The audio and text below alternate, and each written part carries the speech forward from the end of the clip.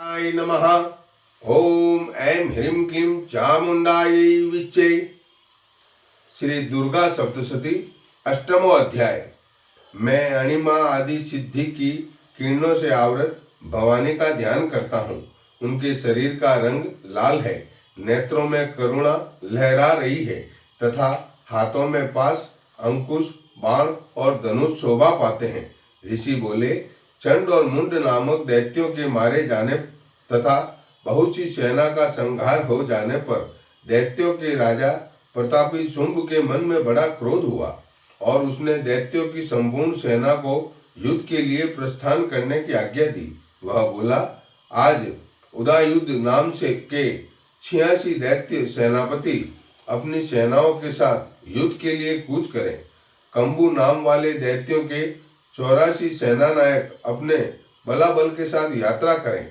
50 कोटि वीर्य कुल के और 100 धौम्र कुल के असुर सेनापति मेरी आज्ञा से सेना सहित कूच करें। कालक, दोहर्द, मौर्य और कालकेय असुर भी युद्ध के लिए तैयार होकर मेरी आज्ञा से तुरंत प्रस्थान करें। भयानक शासन करने वाला असुरराज शुंभ इस प्रकार आज्ञा देकर सहस्त्रों बड़ी बड़ी सेनाओं के साथ युद्ध करने के लिए चला। उसकी अत्यंत भयंकर सेना आती देख चंडिका ने अपने धनुष की टंकार से पृथ्वी और आकाश के बीच का भाग गुंजा दिया। राजन, तब देवी के सिंह ने भी बड़े जोर जोर से दहाड़ना आरंभ किया।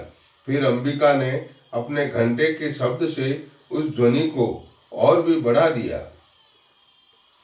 धनुष की टंकार, सिंह की दहाड़ और घंटे की ध्वनि से संपूर्ण दिशाएं गूंज उठी।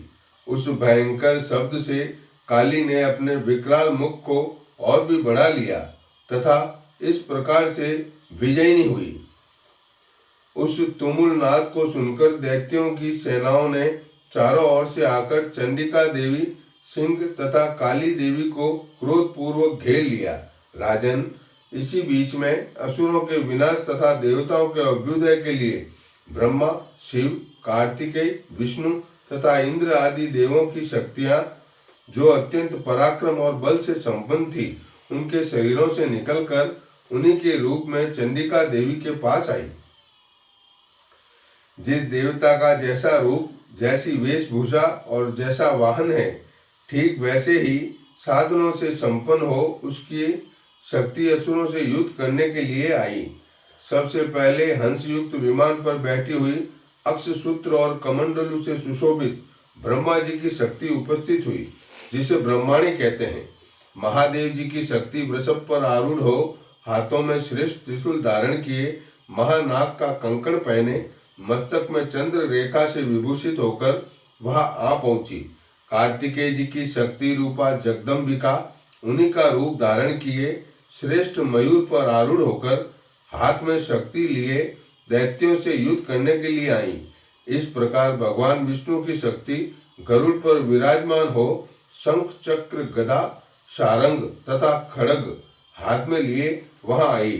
अनुपम यज्ञ वाराह का रूप धारण करने वाले श्री हरि की जो शक्ति है, वह भी वाराह शरीर धारण करके वहां उपस्थित हुई। नारसिंह की शक्ति भी नरसिंह के समान शरीर धारण करके वहां आई। उसकी गर्दन के बालों के झटके से आकाश के तारे बिखरे जा रहे थे। इसी प्रकार इंद्र की शक्ति वज्र हाथ में लिए गजराज ऐरावत पर बैठकर आई। उसके भी सहस्त्र नेत्र थे। इंद्र का जैसा रूप है वैसा ही उसका भी था। तदंतर उन देव शक्तियों से घिरे हुए महादेव जी ने चंडिका से कहा, मेरी प्रसन्नता के लिए तुम शीघ्र ही इन असुरों का संहार करो। तब देवी के शरीर से अत्यंत भयानक और परम उग्र चंडिका शक्ति प्रकट हुई, जो सैकड़ों गीदड़ियों की भांति आवाज करने लगी थी। उस अपराजिता देवी ने धूमिल जटा वाले महादेव जी से कहा, भगवान, आप शुंभ निशुंभ के पास दूत बनकर जाइए और उन अत्यंत गर्वीले दानव शुंभ एवं निशुंभ दोनों से कहिए, साथ ही उनके अतिरिक्त भी जो दानव युद्ध के लिए वहां उपस्थित हों, उनको भी यह संदेश दीजिए, दैत्यों, यदि तुम जीवित रहना चाहते हो तो पाताल को लौट जाओ। इंद्र को त्रिलोकी का राज्य मिल जाए और देवता यज्ञ भाग का उपभोग करें। यदि बल के अभिमान में आकर तुम युद्ध की अभिलाषा रखते हो तो आओ, मेरी योगिनियां तुम्हारे कच्चे मांस से तृप्त हों। चूंकि उस देवी ने भगवान शिव को दूत के कार्य में नियुक्त किया था, इसीलिए वह शिव दूती के नाम से संसार में प्रसिद्ध हुई। वे महादैत्य भी भगवान शिव के मुंह से देवी के वचन सुनकर क्रोध में भर गए और वहां जहां कात्यायनी विराजमान थी उस और बढ़े।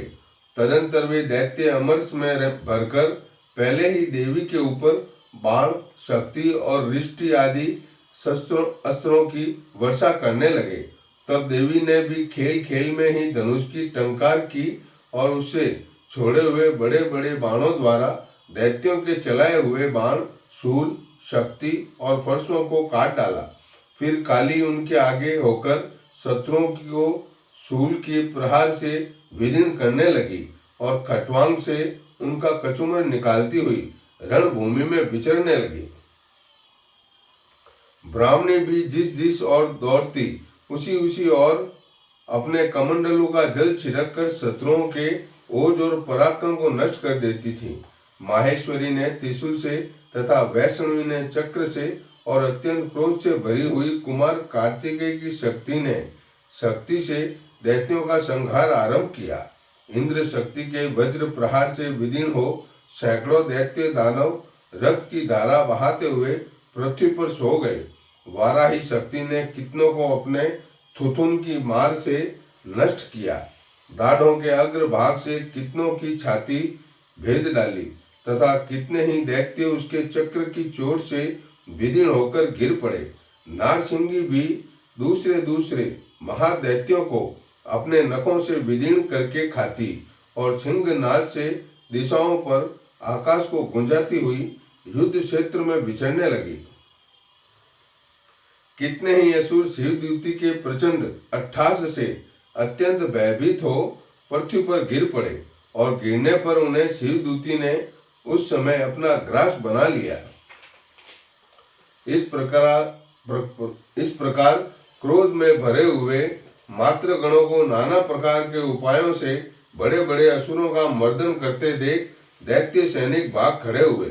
मात्र गण से पीड़ित दैत्यों को युद्ध से भागते देख रक्तबीज नामक महादैत्य क्रोध से भरकर युद्ध करने के लिए आया। उसके शरीर से जब रक्त की बूंद पृथ्वी पर गिरती तब उसी के समान शक्तिशाली एक दूसरा महादैत्य पृथ्वी पर उत्पन्न हो जाता। महाअसुर रक्तबीज हाथ में गदा लेकर इंद्र शक्ति के साथ युद्ध करने लगा। तब इंद्र ने अपने वज्र से रक्तबीज को मारा। वज्र से घायल होने पर उसके शरीर से बहुत सा रक्त टपकने लगा। उसके शरीर से रक्त की जितनी बूंदें गिरी उतने ही राक्षस उत्पन्न हो गए। वे सब रक्तबीज के समान ही वीर्यवान, बलवान तथा पराक्रमी थे। रक्त से उत्पन्न होने वाले वे राक्षस भी अत्यंत भयंकर अस्त्रों शस्त्रों का प्रहार करते हुए वहां मात्र गणों के साथ घोर युद्ध करने लगे।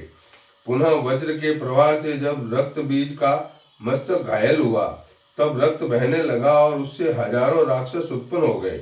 वैष्णवी ने युद्ध में रक्त बीज का चक्र का प्रहार किया, रक्त बीज पर चक्र का प्रहार किया तथा इंद्री ने उस दैत्य सेनापति को गदा से चोट पहुंचाई। वैष्णवी के चक्र से घायल होने पर उसके शरीर से जो रक्त बहा और उससे भी जो उसी के बराबर आकर वाले सहस्त्रों महादैत्य प्रकट हुए, उसके द्वारा संपूर्ण जगत भर गया। कौमारी ने शक्ति से, वाराही ने खड़ग से और माहेश्वरी ने त्रिशूल से महादैत्य रक्त बीज को घायल किया। क्रोध से भरे हुए उस महादैत्य रक्त बीज ने भी गदा से सभी मात्र शक्तियों पर अलग अलग प्रहार किए।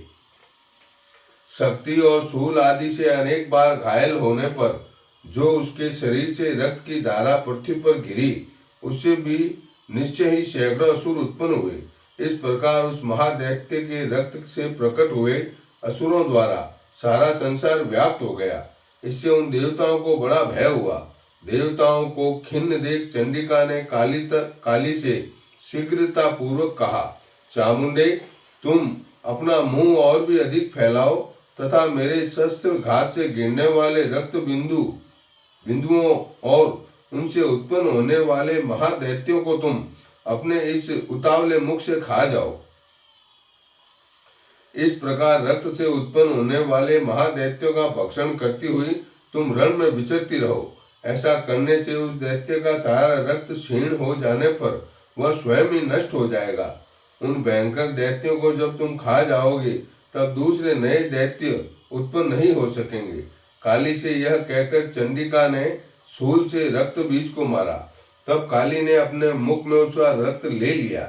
जो रक्त बीज ने वहां चंडिका पर गदा से प्रहार किया, किंतु उस गदा प्रहार ने देवी को तनिक भी वेदना नहीं पहुंचाई। तत्पश्चात रक्त बीज के घायल शरीर से बहुत सा रक्त गिरा, किंतु ज्यों ही वह रक्त गिरा त्यों ही चामुंडा ने उसे अपने मुख में ले लिया।